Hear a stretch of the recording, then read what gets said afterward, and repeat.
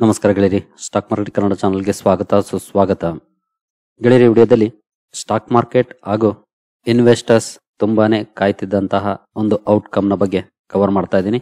ಆ ಔಟ್ಕಮ್ ಯಾವುದು ಅಂತ ನಿಮ್ಗೆ ಈಗಾಗಲೇ ಗೊತ್ತಿದೆ ಅನ್ಕೊಳ್ತೀನಿ, ಯಾಕಂದ್ರೆ ನಾನು ಈಗಾಗಲೇ ಹಲವು ಸಲ ತಿಳಿಸ್ಕೊಟ್ಟಿದ್ದೀನಿ. ಇವನ್ ನಿನ್ನೆ ಕೂಡ ಇದ್ರ ಬಗ್ಗೆ ಮೆನ್ಷನ್ ಮಾಡಿದ್ದೀನಿ. ಅದೇನು ಅಂತಂದ್ರೆ ಮಹಾರಾಷ್ಟ್ರ ಹಾಗೂ ಜಾರ್ಖಂಡ್ ನ ಅಸೆಂಬ್ಲಿ ಎಲೆಕ್ಷನ್ ರಿಸಲ್ಟ್ಸ್. ಎಲೆಕ್ಷನ್ಸ್ 20ನೇ ತಾರೀಕು ಮುಗಿದಿತ್ತು. ಅವತ್ತು ಎಕ್ಸಿಟ್ ಪೋಲ್ಸ್ ಕೂಡ ಬಂತು. ಬಟ್ ಗುರುವಾರ ನಮ್ಮ ಮಾರ್ಕೆಟ್ ಅಲ್ಲಿ ಅಂತ ರಿಯಾಕ್ಷನ್ ಬರಲಿಲ್ಲ. ಅದಕ್ಕೆ ಬೇರೆ ಬೇರೆ ಕಾರಣಗಳಿದ್ವು. ಬಟ್ ನಿನ್ನೆ ಭರ್ಜರಿ ರಿಯಾಕ್ಷನ್ ಕೂಡ ಬಂತು. ಸೊ ಫೈನಲಿ ಇವತ್ತು ಎಲೆಕ್ಷನ್ ನ ಔಟ್ಕಮ್ ಅಫಿಷಿಯಲ್ ಅನೌನ್ಸ್ ಆಗಿದೆ. ಬಹುಶಃ ನೀವೆಲ್ಲರೂ ಕೂಡ ಈಗಾಗಲೇ ನೋಡಿರ್ತೀರಿ ಅಥವಾ ನೋಡ್ತಾ ಇರ್ತೀರಿ. ನಾನು ಈ ವಿಡಿಯೋದಲ್ಲಿ ಅದರ ಬಗ್ಗೆ ಕವರ್ ಮಾಡ್ತಾ ಇದ್ದೀನಿ. ಜೊತೆಗೆ ಇದು ಮಾರ್ಕೆಟ್ ನ ಮೇಲೆ ಯಾವ ರೀತಿ ಇಂಪ್ಯಾಕ್ಟ್ ಅನ್ನ ಕ್ರಿಯೇಟ್ ಮಾಡಬಹುದು, ಹಾಗೆ ಯಾವ್ದಾದ್ರು ಹರ್ಡಲ್ಸ್ ಇದೆಯಾ ಸೋಮವಾರದ ಸೆಷನ್ಗೆ, ಅದೆಲ್ಲವನ್ನು ಕೂಡ ನಾವು ಈ ವಿಡಿಯೋದಲ್ಲಿ ತಿಳ್ಕೊಳ್ಳೋಂತ ಪ್ರಯತ್ನ ಮಾಡೋಣ. ಸೊ ಮೊದಲಿಗೆ ಕರೆಂಟ್ ಟ್ರೆಂಡ್ಸ್ ಅನ್ನ ನಾವು ನೋಡಿದ್ರೆ, ಅಂದ್ರೆ ನಾನು ಸುಮಾರು 6 ಗಂಟೆ ಟೈಮ್ಗೆ ಈ ವಿಡಿಯೋ ರೆಕಾರ್ಡ್ ಮಾಡ್ತಾ ಇದ್ದೀನಿ. ಈ ಟೈಮ್ ಅಲ್ಲಿ ನೋಡಬಹುದು, according to money control site, ಮಹಾರಾಷ್ಟ್ರದಲ್ಲಿ ಮಹಾಯುತಿ ಅಂದ್ರೆ ಬಿಜೆಪಿ, ಶಿವಸೇನಾ ಹಾಗೂ ಎನ್ಸಿಪಿ ಏನಿದೆ, ಬಿಜೆಪಿ ಅಲಯನ್ಸ್ ಅಥವಾ NDA ಅಲಯನ್ಸ್ 235 ಸೀಟ್ಗಳಲ್ಲಿ ಮುನ್ನಡೆಯನ್ನ ಕಾಯ್ದುಕೊಂಡಿದೆ. MVA ಅಂದ್ರೆ ಕಾಂಗ್ರೆಸ್ ಲೆಡ್ ಮಹಾವಿಕಾಸ್ ಅಗಾಡಿ 49 ಸೀಟ್ಗಳಲ್ಲಿ ಮುನ್ನಡೆಯನ್ನ ಕಾಯ್ದುಕೊಂಡಿದೆ. ಅದರ್ಸ್ 4ರಲ್ಲಿದ್ದಾರೆ. ಈಗಾಗಲೇ ಹಲವು ರಿಸಲ್ಟ್ಸ್ ಅನೌನ್ಸ್ ಆಗಿದೆ, ಅದಕ್ಕೂ ಕೂಡ ಬರೋಣ. ACI ಅಫಿಷಿಯಲ್ ಸೈಟ್ ಅಲ್ಲಿ ಅದನ್ನು ಕೂಡ ತಿಳ್ಕೊಳ್ಳೋಣ. ಹಾಗೆ ನಾವು ಜಾರ್ಖಂಡ್ ವಿಚಾರಕ್ಕೆ ಬಂದ್ರೆ, ಇಲ್ಲಿ ಖಂಡಿತ NDAಗೆ ಹಿನ್ನಡೆ ಆಗಿದೆ ಅಂತಾನೆ ಹೇಳ್ಬೋದು. ಯಾಕಂದ್ರೆ ಆಸ್ ಆಫ್ ನಾವು ನೋಡಬಹುದು 24ರಲ್ಲಿ ಮುನ್ನಡೆಯನ್ನ ಸಾಧಿಸಿಕೊಂಡಿದ್ದಾರೆ. ಹಾಗೆ ಇಂಡಿಯಾ ಬ್ಲಾಕ್ 56ರಲ್ಲಿ ಮುನ್ನಡೆಯಲ್ಲಿದ್ದಾರೆ. ಅಂದ್ರೆ ಕಾಂಗ್ರೆಸ್ ನೇತೃತ್ವದ NDA ಅಲಯನ್ಸ್ ಇಲ್ಲಿ ಗೆಲುವನ್ನ ಕಾಣ್ತಾ ಇದೆ ನೋಡಬಹುದು. ಹಾಗೆ ಇಲ್ಲಿ ಇಂಪಾರ್ಟೆಂಟ್ ವಿಚಾರ ಏನಂತಂದ್ರೆ, ಜಾರ್ಖಂಡ್ ಅಲ್ಲಿ ಈಗಾಗಲೇ ಬಿಜೆಪಿ ಏನು ಅಧಿಕಾರದಲ್ಲಿ ಇರಲಿಲ್ಲ. ಈ ಹಿಂದೆ ಕೂಡ JMM ಅಧಿಕಾರದಲ್ಲಿತ್ತು. ಈಗಲೂ ಕೂಡ ಅವರೇ ಮತ್ತೊಮ್ಮೆ ಅಧಿಕಾರವನ್ನ ಹಿಡಿತಾ ಇದ್ದಾರೆ. ಹಾಗೆ ನಾವು ಮಹಾರಾಷ್ಟ್ರ ವಿಚಾರಕ್ಕೆ ಬಂದ್ರೆ, ಈಗಾಗಲೇ ಬಿಜೆಪಿಯಲ್ಲಿ ಅಧಿಕಾರದಲ್ಲಿತ್ತು ಥ್ರೂ ಅಲಯನ್ಸಸ್. ಈಗ ಮತ್ತೆ ಅಲ್ಲಿ ಮಹಾ ಜಯವನ್ನ ಗಳಿಸ್ತಿದ್ದಾರೆ ಅಂತಾನೆ ಹೇಳ್ಬೋದು. ಯಾಕಂದ್ರೆ ತುಂಬಾನೇ ಒಳ್ಳೆ ವಿಕ್ಟ್ರಿ ಅಲ್ಲಿ ಸಿಗ್ತಾ ಇದೆ. 145 ಬೇಕಾಗಿರುವಂತ ಮೆಜಾರಿಟಿ ಆಸ್ ಆಫ್ ನಾವು ನೋಡಬಹುದು 235ರಲ್ಲಿ ಮುನ್ನಡೆಯನ್ನ ಕಾಯ್ದುಕೊಂಡಿದ್ದಾರೆ. ಮೋರ್ ದನ್ 100 ಸೀಟ್ಸ್ ಈಗಾಗಲೇ ಗೆದ್ದಿದ್ದಾರೆ ಕೂಡ. ಅದಕ್ಕೂ ಕೂಡ ನಾವು ಬರೋಣ. ನಾವು ಅದನ್ನ ಅಫಿಷಿಯಲ್ ವೆಬ್ಸೈಟ್ ಅಲ್ಲಿ ನೋಡೋಣ. ಇದು ಎಲೆಕ್ಷನ್ ಕಮಿಷನ್ ಆಫ್ ಇಂಡಿಯಾದ ಅಫಿಷಿಯಲ್ ವೆಬ್ಸೈಟ್. ಇಲ್ಲಿ ಸ್ವಲ್ಪ ಲೇಟ್ ಆಗುತ್ತೆ ಅಪ್ಡೇಟ್ ಆಗೋದು. ನ್ಯೂಸ್ ಅಲ್ಲಿ ಅಪ್ಡೇಟ್ ಆದಂಗೆ ಇಲ್ಲಿ ಇರೋದಿಲ್ಲ. ಪ್ರಾಪರ್ ಮಾಹಿತಿಯನ್ನ ತಗೊಂಡು ನಂತರ ಪಬ್ಲಿಷ್ ಮಾಡ್ತಾರೆ. ನಾವು ಮೊದಲು ಮಹಾರಾಷ್ಟ್ರದ ನೋಡೋಣ. ನೋಡಬಹುದು, ಇಲ್ಲಿ ಬಿಜೆಪಿ 133ರಲ್ಲಿ ಮುನ್ನಡೆಯಲ್ಲಿದೆ. SHS ಅಂದ್ರೆ ಶಿವಸೇನಾ ಶಿಂದೆ ಬಣ ಬಿಜೆಪಿ ಜೊತೆ ಇರುವಂತದ್ದು 57ರಲ್ಲಿ ಮುನ್ನಡೆಯಲ್ಲಿದ್ದಾರೆ. ಹಾಗೆ NCP 41ರಲ್ಲಿ ಮುನ್ನಡೆ ಇದ್ದಾರೆ. ಇದು ಅಜಿತ್ ಪವಾರ್ ಬಣ, NCP ಅಜಿತ್ ಪವಾರ್ ಬಣ. ಶರದ್ ಪವಾರ್ ಬಣ 10ರಲ್ಲಿ ಮುನ್ನಡೆಯಲ್ಲಿದೆ. ಹಾಗೆ ಕಾಂಗ್ರೆಸ್ 15ರಲ್ಲಿ ಮುನ್ನಡೆಯಲ್ಲಿದೆ. ಹಾಗೆ ಶಿವಸೇನಾ ಉದ್ಧವ್ ಠಾಕ್ರೆ ಅವರ ಬಣ 20ರಲ್ಲಿ ಮುನ್ನಡೆಯಲ್ಲಿದೆ. ಹಾಗೆ ಈಗಾಗಲೇ ರಿಸಲ್ಟ್ಸ್ ಕೂಡ ಅನೌನ್ಸ್ ಆಗಿದೆ ನೋಡಬಹುದು. 67ರಲ್ಲಿ ಬಿಜೆಪಿ ಈಗಾಗಲೇ ಜಯವನ್ನ ಗಳಿಸಿದೆ. ಇದು ಲೇಟ್ ಆಗಿ ಅಪ್ಡೇಟ್ ಆಗುತ್ತೆ. ಇದಕ್ಕಿಂತ ಜಾಸ್ತಿ ಕೂಡ ಈಗಾಗಲೇ ಅನೌನ್ಸ್ಮೆಂಟ್ ಆಗಿರುತ್ತೆ. ಇನ್ ಕೇಸ್ ನಾವು ಇದನ್ನೇ ತಗೊಂಡ್ರು ಕೂಡ ಆಲ್ಮೋಸ್ಟ್ 3 ಪಕ್ಷಗಳು 130ಕ್ಕಿಂತ ಜಾಸ್ತಿ ಸೀಟ್ಸ್ ಅಲ್ಲಿ ಜಯ ಗಳಿಸಿದ್ದಾರೆ, ಅಥವಾ 130 ಸೀಟ್ಸ್ ಅಲ್ಲಿ ಜಯ ಗಳಿಸಿದ್ದಾರೆ. ಇನ್ನು 100ಕ್ಕಿಂತ ಜಾಸ್ತಿ ಸೀಟ್ಗಳಲ್ಲಿ ಮುನ್ನಡೆಯಲ್ಲಿದ್ದಾರೆ. ಅಂದ್ರೆ ಕ್ಲಿಯರ್ ಮೆಜಾರಿಟಿ ಅಂತೂ ಅಬ್ವಿಯಸ್ಲಿ ಸಿಕ್ಕೋಗುತ್ತೆ. ಜೊತೆಗೆ ಇಲ್ಲಿ ಇಂಪಾರ್ಟೆಂಟ್ ವಿಚಾರ ಏನಂತಂದ್ರೆ, ಬಿಜೆಪಿ ಸ್ಪರ್ಧೆ ಮಾಡಿರೋದೇ 149 ಸೀಟ್ಗಳಲ್ಲಿ. 149ರಲ್ಲಿ 133ರಲ್ಲಿ ಮುನ್ನಡೆಯಲ್ಲಿದೆ. ಅದರಲ್ಲಿ 67 ಈಗಾಗಲೇ ಗೆದ್ದಿದ್ದಾರೆ. ಸ್ಟ್ರೈಕ್ ರೇಟ್ ಭರ್ಜರಿ ಆಗಿದೆ. ಮೋರ್ ದನ್ 80% ಸ್ಟ್ರೈಕ್ ರೇಟ್ ಅಲ್ಲಿ ಕೊಡ್ತಾ ಇದೆ. 90% ಕೂಡ ರೀಚ್ ಆಗುವಂತ ಚಾನ್ಸಸ್ ಕಾಣ್ತಾ ಇದೆ. ಹಾಗೆ ಶಿವಸೇನಾ ನೋಡಬಹುದು 13 ಇದೆ ಗೆದ್ದಿರೋದು. ಹಾಗೆ INC 6 ಇದೆ. ನ್ಯಾಷನಲ್ ಕಾಂಗ್ರೆಸ್ ಪಾರ್ಟಿ ಶರದ್ ಪವಾರ್ ಬಣ 6 ಇದೆ. ಇವರಂತರೂ ಹತ್ರ ಇಲ್ವೇ ಇಲ್ಲ. ಹಾಗಾಗಿ ಕ್ಲಿಯರ್ ಆಗಿ ಬಿಜೆಪಿ 100% ಗೆಲ್ಲುತ್ತೆ. ಅಂದ್ರೆ ಬಿಜೆಪಿ ಲೆಡ್ ಮಹಾಯುತಿ ಅಲಯನ್ಸ್, ಅದ್ರಲ್ಲಿ ಏನ್ ಡೌಟ್ ಇಲ್ಲ. ಒಂದಂತೂ ಕ್ಲಿಯರ್ ಆಗಿದೆ, ಬಿಜೆಪಿಗೆ ಹಾಗೂ ಬಿಜೆಪಿ ಲೆಡ್ ಮಹಾಯುತಿ ಕ್ಲಿಯರ್ ಮೆಜಾರಿಟಿಯನ್ನ ಪಡ್ಕೊಳ್ತಾ ಇದೆ ಮಹಾರಾಷ್ಟ್ರದಲ್ಲಿ. ಒಂದು ಗುಡ್ ನ್ಯೂಸ್ ಅಂತಾನೆ ಹೇಳ್ಬೋದು. ಇನ್ನು ನಾವು ಜಾರ್ಖಂಡ್ ವಿಚಾರಕ್ಕೆ ಬಂದ್ರೆ, 34ರಲ್ಲಿ JMM ಮುನ್ನಡೆಯಲ್ಲಿದೆ. 21 ಬಿಜೆಪಿ ಮುನ್ನಡೆಯಲ್ಲಿದೆ. 16 ಕಾಂಗ್ರೆಸ್ ಮುನ್ನಡೆಯಲ್ಲಿದೆ.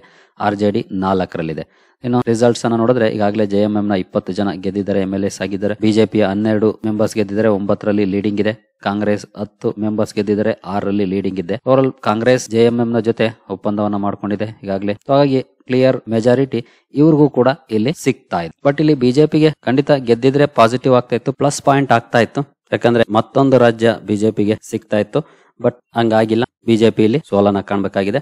ಇಲ್ಲೇನು ಪ್ಲಸ್ ಮೈನಸ್ ಏನಿಲ್ಲ, ನ್ಯೂಟ್ರಲ್ ಅಂತಾನೆ ಹೇಳ್ಬೋದು. ಯಾಕಂದ್ರೆ ಹಿಂದೆನೂ ಕೂಡ ಅವರ ಸರ್ಕಾರ ಇರಲಿಲ್ಲ, ಈಗಲೂ ಕೂಡ ಬರ್ತಾ ಇಲ್ಲ ಅಷ್ಟೇ. ಹಾಗೆ ಇಲ್ಲಿ ಸರ್ಕಾರ ಇತ್ತು ಮಹಾರಾಷ್ಟ್ರದಲ್ಲಿ, ಬಟ್ ಆ ಗೆಲುವಿನ ಅಂತರವನ್ನ ಭರ್ಜರಿಯಾಗಿ ಹೆಚ್ಚಿಸಿಕೊಂಡಿದ್ದಾರೆ. ಯಾಕಂದ್ರೆ ಲೋಕಸಭಾ ಎಲೆಕ್ಷನ್ ಅಲ್ಲಿ ಭಾರಿ ಹಿನ್ನಡೆಯಾಗಿತ್ತು. ಥ್ರೂಔಟ್ ಇಂಡಿಯಾ ಹಿನ್ನಡೆಯಾಗಿತ್ತು, ಮಹಾರಾಷ್ಟ್ರದಲ್ಲೂ ಕೂಡ ಹಿನ್ನಡೆಯಾಗಿತ್ತು.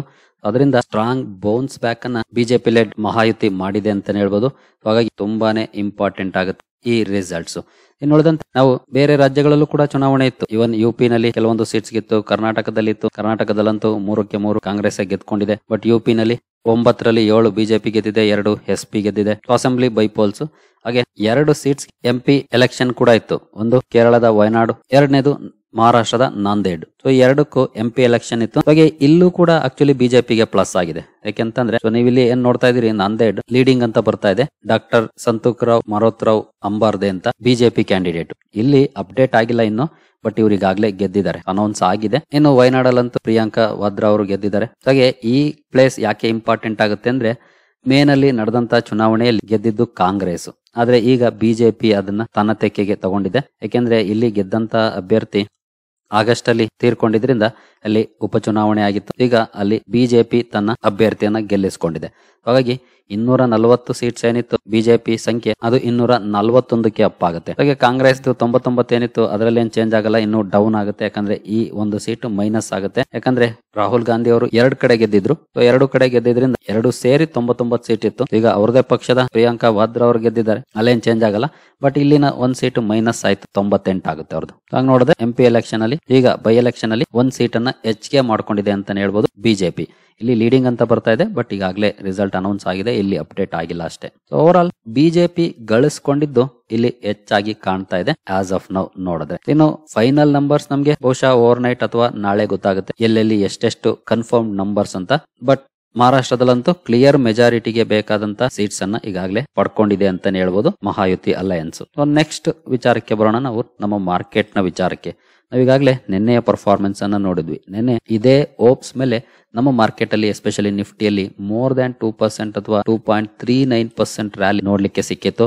ಹಾಗೆ ನಾವು ಸೆನ್ಸೆಕ್ಸ್ ಪರ್ಫಾರ್ಮೆನ್ಸ್ ಅನ್ನ ನೋಡಿದ್ರೆ ಇಲ್ಲೂ ಕೂಡ ನೋಡಬಹುದು 1900 ಪಾಯಿಂಟ್ಸ್, ನಿಯರ್ಲಿ 2000 ಪಾಯಿಂಟ್ಸ್ ಅಥವಾ 2.5% ರ್ಯಾಲಿ ನಮ್ಮ ಮಾರ್ಕೆಟ್ ಅಲ್ಲಿ ನೋಡ್ಲಿಕ್ಕೆ ಸಿಕ್ಕಿತ್ತು. ಹಾಗಾದ್ರೆ ನೆಕ್ಸ್ಟ್ ಸೋಮವಾರ ಕೂಡ ಇದೇ ರೀತಿಯ ರಾಕೆಟ್ ರೀತಿಯ ರ್ಯಾಲಿ ಕಂಟಿನ್ಯೂ ಆಗುತ್ತಾ? ಚಾನ್ಸಸ್ ಅಂತೂ ಹೈ ಇದೆ ಅಂತಾನೆ ಹೇಳ್ಬೋದು ಆಸ್ ಆಫ್ ನೌ ಇರುವಂತ ಮಾಹಿತಿಯನ್ನ ನೋಡಿದ್ರೆ. ಬಟ್ ಇನ್ ಬಿಟ್ವೀನ್ ಯಾವ್ದಾದ್ರು ಬ್ಯಾಡ್ ನ್ಯೂಸ್ ಬಂದ್ರೆ ಆ ವಿಚಾರ ಗೊತ್ತಿಲ್ಲ, ಯಾಕಂದ್ರೆ ಇನ್ನು 1 ಡೇ ಬಿಫೋರ್ ನಾವು ವಿಡಿಯೋನ ಕವರ್ ಮಾಡ್ತಾ ಇದ್ವಿ. ಆಸ್ ಆಫ್ ನಾವು ಇರುವಂತ ಸಿಚುಯೇಷನ್ ನೋಡಿದ್ರೆ ಖಂಡಿತ ತುಂಬಾ ಒಳ್ಳೆ ನ್ಯೂಸ್ ಅಂತಾನೆ ಹೇಳ್ಬೋದು. ಯಾಕಂದ್ರೆ ಎಕ್ಸ್ಪೆಕ್ಟೇಷನ್ ಮೇಲೆ 2.5% ರ್ಯಾಲಿ ನೋಡ್ಲಿಕ್ಕೆ ಸಿಕ್ತು. ಈಗ ರಿಯಾಲಿಟಿ ಆಗಿದೆ, 2.5% ಬರುತ್ತೋ ಇಲ್ವೋ, ಬಟ್ ಇತ್ತೀಚೆಗೆ ಇದ್ದಂತ ನೆಗೆಟಿವ್ ಟ್ರೆಂಡ್ ಪಾಸಿಟಿವ್ ಆಗಿ ಕನ್ವರ್ಟ್ ಆಗುವಂತ ಚಾನ್ಸಸ್ ಜಾಸ್ತಿ ಆಗುತ್ತೆ. ಯಾಕೆಂತಂದ್ರೆ ಬಿಜೆಪಿಗೆ ಸಪೋರ್ಟ್ ಸಿಕ್ಕಿರೋದ್ರಿಂದ, ಈಗಾಗಲೇ ಸೆಂಟ್ರಲ್ ಗವರ್ನಮೆಂಟ್ ಅಲ್ಲೂ ಕೂಡ ಅವರೇ ಇರೋದ್ರಿಂದ ಇದೊಂದು ಅಡ್ವಾಂಟೇಜ್ ಆಗುತ್ತೆ ಮಾರ್ಕೆಟ್ಗೂ ಕೂಡ. ಹಾಗಾಗಿ ನಾವು ಸೋಮವಾರ ಕೂಡ ಒಳ್ಳೆ ಪರ್ಫಾರ್ಮೆನ್ಸ್ ಅನ್ನ ಎಕ್ಸ್ಪೆಕ್ಟ್ ಮಾಡಬಹುದು, ಬಟ್ ಕಂಡೀಷನ್ಸ್ ಅಪ್ಲೈ. ಯಾಕೆಂತಂದ್ರೆ ನಾಳೆ ಭಾನುವಾರ, ನಾಡಿದ್ದು 9 ಅಷ್ಟರಲ್ಲಿ ಯಾವ್ದಾದ್ರು ಬ್ಯಾಡ್ ನ್ಯೂಸ್ ಬಂದ್ರೆ, ಎಸ್ಪೆಷಲಿ ನಿಮ್ಗೆ ಗೊತ್ತಿದೆ ಯುಕ್ರೇನ್ ರಷ್ಯಾ ಅಪ್ಡೇಟ್ ಗಳು ಬರ್ತಾ ಇದೆ. ಈಗಾಗಲೇ ರಷ್ಯಾ ಅಟ್ಯಾಕ್ ಅನ್ನ ಮಾಡಿದೆ, ಅದರಲ್ಲೂ ICBM ಯೂಸ್ ಮಾಡಿದೆ, ಅಂದ್ರೆ ಇಂಟರ್ ಕಾಂಟಿನೆಂಟಲ್ ಬಲಿಸ್ಟಿಕ್ ಮಿಸೈಲ್ ನ ಯೂಸ್ ಮಾಡಿದೆ.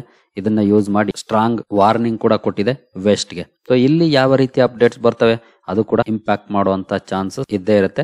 ಹಾಗಾಗಿ ಇದನ್ನು ಕೂಡ ನಾವು ನೋಡ್ಬೇಕಾಗುತ್ತೆ. ಇನ್ ಕೇಸ್ ಇಲ್ಲಿಂದ ಯಾವುದೇ ರೀತಿಯ ನ್ಯೂಸ್ ಬಂದಿಲ್ಲ ಅಂದ್ರೆ ಬಹುಶಃ ನಮ್ಮ ಮಾರ್ಕೆಟ್ ಅಲ್ಲಿ ಭರ್ಜರಿ ಪರ್ಫಾರ್ಮೆನ್ಸ್ ಅನ್ನ ನಾವು ನೋಡ್ಲಿಕ್ಕೆ ಸಿಗುವಂತ ಚಾನ್ಸಸ್ ಇರುತ್ತೆ. ಜೊತೆಗೆ ಇನ್ನೂ ಒಂದು ಪಾಸಿಟಿವ್ ಪಾಯಿಂಟ್ ಏನಂತಂದ್ರೆ, ಡೌ ಜೋನ್ಸ್ ಅಲ್ಲಿ ನೋಡಬಹುದು ನಿನ್ನೆಯ ಪರ್ಫಾರ್ಮೆನ್ಸ್ 426 ಪಾಯಿಂಟ್ಸ್ ಅಥವಾ ನಿಯರ್ಲಿ 1% ರ್ಯಾಲಿ ಡೌ ಜೋನ್ಸ್ ಅಲ್ಲಿ ನಿನ್ನೆ ನೋಡ್ಲಿಕ್ಕೆ ಸಿಕ್ಕಿದೆ ಶುಕ್ರವಾರದ ಸೆಷನ್ ಅಲ್ಲಿ. ಇದು ಕೂಡ ಪಾಸಿಟಿವ್ ಮೊಮೆಂಟಮ್ ಅನ್ನೇ ತಂದು ಕೊಟ್ಟಿದೆ ಅಂತ ಹೇಳ್ಬೋದು. ಹಾಗೆ ನಾಸ್ಟಾಕ್ ಪರ್ಫಾರ್ಮೆನ್ಸ್ ಅನ್ನ ನೋಡಿದ್ರೆ ಇಲ್ಲೇನಂತ ದೊಡ್ಡ ರಿಯಾಕ್ಷನ್ ಇಲ್ಲ, ಫ್ಲಾಟಿಶ್ ಪರ್ಫಾರ್ಮೆನ್ಸ್ ನೋಡ್ಲಿಕ್ಕೆ ಸಿಕ್ಕಿದೆ. ಓವರ್ ಆಲ್ ಅಮೆರಿಕನ್ ಮಾರ್ಕೆಟ್ ಇಂದ ಕೂಡ ಪಾಸಿಟಿವ್ ನ್ಯೂಸ್ ಇದೆ, ಅಂದ್ರೆ ಒಳ್ಳೆ ಪರ್ಫಾರ್ಮೆನ್ಸ್ ಅನ್ನ ಮಾಡಿದೆ. ಈಗ ಎಲೆಕ್ಷನ್ ರಿಸಲ್ಟ್ಸ್ ಕೂಡ ಒಳ್ಳೆ ಪ್ರಮಾಣದಲ್ಲಿ ಬಂದಿದೆ. ಬಟ್ ಜಾರ್ಖಂಡ್ ಅಲ್ಲಿ ಬರದೇ ಇರಬಹುದು ಬಿಜೆಪಿ ಗವರ್ನಮೆಂಟ್, ಬಟ್ ಮಹಾರಾಷ್ಟ್ರದಲ್ಲಿ ತುಂಬಾನೇ ಸ್ಟ್ರಾಂಗ್ ಆಗಿರುವಂತ ರಿಟರ್ನ್ ಅನ್ನ ಅವರು ಮಾಡಿದ್ದಾರೆ. ಹಾಗೆ ಇಲ್ಲಿ ಇನ್ನೂ ಒಂದು ಇಂಪಾರ್ಟೆಂಟ್ ಪಾಯಿಂಟ್ ಅನ್ನ ಗಮನಿಸಬಹುದು, ಅದೇನಂತಂದ್ರೆ ಎಕ್ಸಿಟ್ ಪೋಲ್ಸ್. ಎಕ್ಸಿಟ್ ಪೋಲ್ಸ್ ಅಲ್ಲಿ ಮಹಾರಾಷ್ಟ್ರದ್ದು ಖಂಡಿತ ಸರ್ಕಾರ ಮಾಡುವಷ್ಟು ಸೀಟ್ಸ್ ಅನ್ನ ಇವರು ಗೆದ್ಕೊಳ್ತಾರೆ ಅನ್ನುವಂತ ಎಕ್ಸಿಟ್ ಪೋಲ್ ಅನ್ನ ಹಲವು ಪೋಲ್ಸ್ಟರ್ಸ್ ಕೊಟ್ಟಿದ್ರು. ಬಟ್ ಜಾರ್ಖಂಡ್ ವಿಚಾರದಲ್ಲಿ 3 ಎಕ್ಸಿಟ್ ಪೋಲ್ಸ್ ಬಿಜೆಪಿ ಅಧಿಕಾರಕ್ಕೆ ಬರುತ್ತೆ ಅಂತ ಹೇಳಿದ್ರೆ, ಇನ್ನು 3 ಕಾಂಗ್ರೆಸ್ ನೇತೃತ್ವದ ND ಬ್ಲಾಕ್ ಬರುತ್ತೆ ಅಂತ ಹೇಳಿದ್ರು. ಇಲ್ಲೂ ಕೂಡ ಪ್ರಾಪರ್ ಆಗಿ ಏನು ಬಂದಿಲ್ಲ, ಎಕ್ಸಿಟ್ ಪೋಲ್ಗಳು ಸ್ವಲ್ಪ ಹಿಂದೆನೆ ಉಳಿದಿದ್ದಾವೆ ಅಂತ ಹೇಳ್ಬೋದು.